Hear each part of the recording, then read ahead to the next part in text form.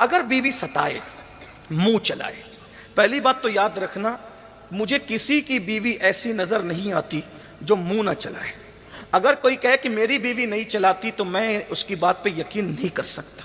اس کی وجہ بتاؤں، جناب خلیل اللہ کی بیوی بھی ان کے ساتھ منہ چلا رہی، حدیث ہے، مصنف ابن عبد الرزاق میں حدیث موجود ہے کہ حضرت سارہ نے جب حضرت ابراہیم خلیل اللہ کے ساتھ بحث کی اور ان کے ساتھ کچھ باتیں کی تو حضرت خلیل اللہ نے عرض کی، مولا میرے اللہ، یہ سارہ میرے ساتھ اس طرح زبان چلا رہی ہے مولا۔ تو اللہ نے فرمایا، ابراہیم تمہیں نہیں پتا کہ ہم نے عورت کو ٹیڑھی پسلی سے پیدا کیا ہے، جب تک اس کے دین میں خرابی نہ آئے اس سے چشم پوشی کرتے رہو اور اس کو نظر انداز کرتے رہو۔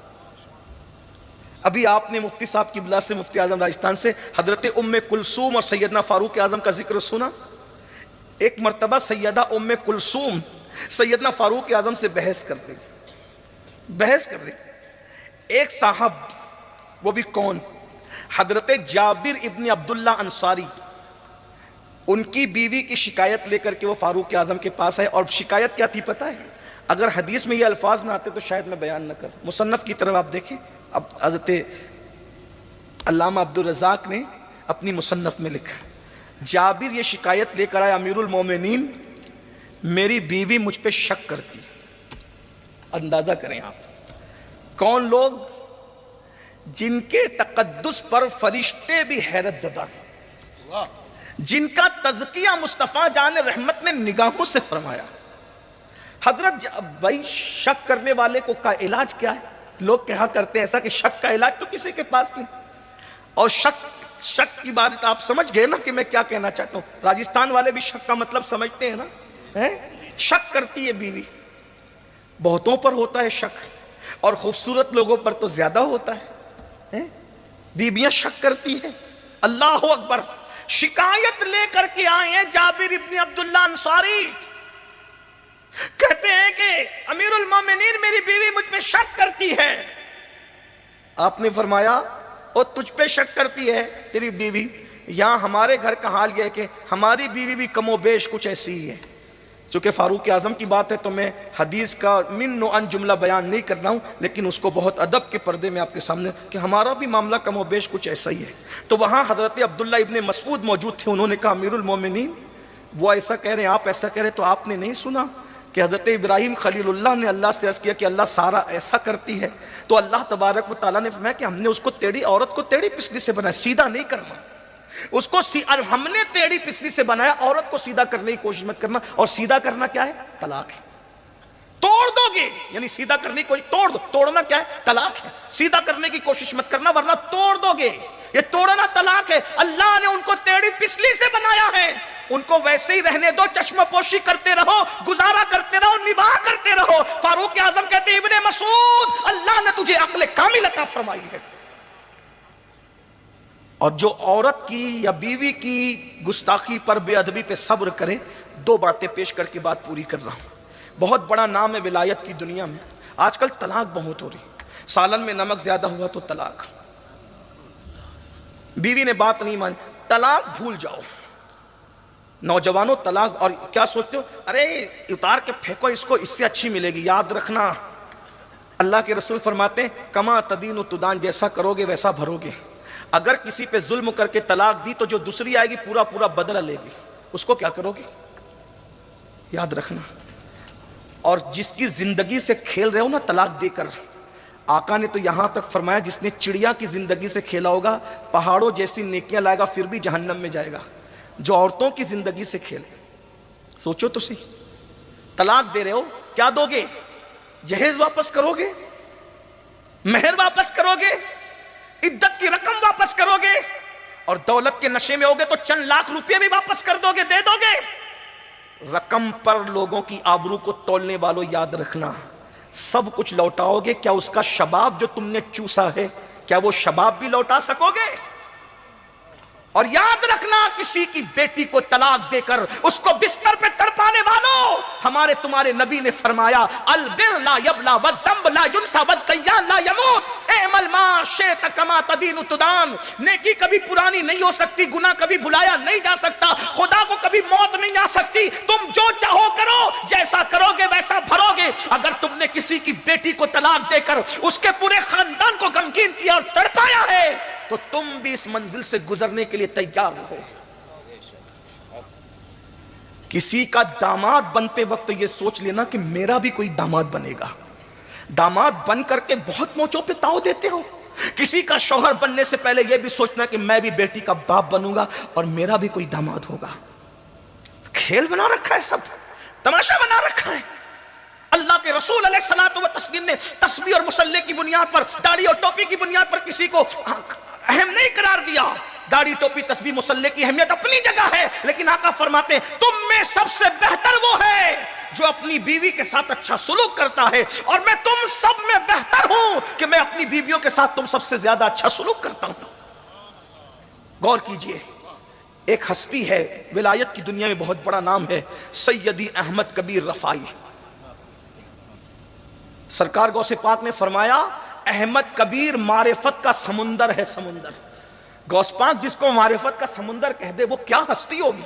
اور پھر ہمارے مسلک میں تو یہ بات بالکل مشہور ہے، بار بار آپ نے سنا ہوگا علماء سے کہ جب مدینہ منورہ جا کر کے آقا کے مواجہ میں پہنچ کر کہا السلام علیکہ یا جدی، تو قبر انور سے جواب آیا وعلیکہ السلام یا ولدی، اے میرے بیٹے تجھ پہ بھی۔ تو کہا حضور مصافحہ کرنا چاہتا ہوں، تو ہمارے بزرگوں نے فرمایا احمد کبیر رفائی کے لیے حضور نے اپنے ہاتھ قبر انور سے باہر نکال دی۔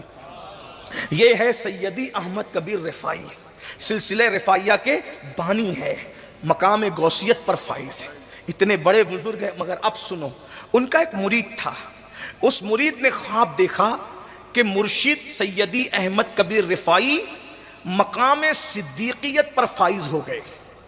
مقام صدیقیت، اور صدیقیت کا مقام نبوت کے مقام کے بعد ہے۔ صدیقیت کے اوپر نبوت ہے اور نبوت کے بعد صدیقیت ہے، دونوں کے بیچ میں کوئی اور مقام نہیں ہے۔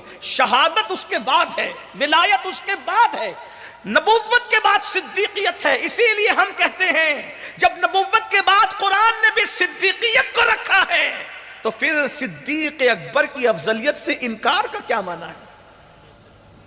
قرآن بھی کہتے ہیں انعم اللہ علیہم من النبیین والصدیقین، نبوت کی بات۔ اسی لیے ہمارے دادا مرشد حضور محدث اعظم کے چوچوی رحمت اللہ علیہ یوں کہتے ہیں مرتبہ حضرت صدیق کا یہ ہے سید، ہر فضیلت کے وہ جامع ہے نبوت کے سوا۔ اگر لوگ الگ الگ بولی بولنے پر آ جائیں تو کسی کی نہ ماننا، اپنے اسلاف کے نقش قدم پر رہنا۔ یہ میرا عنوان نہیں ہے لیکن بات میں نے اشارے میں عرض کر دی۔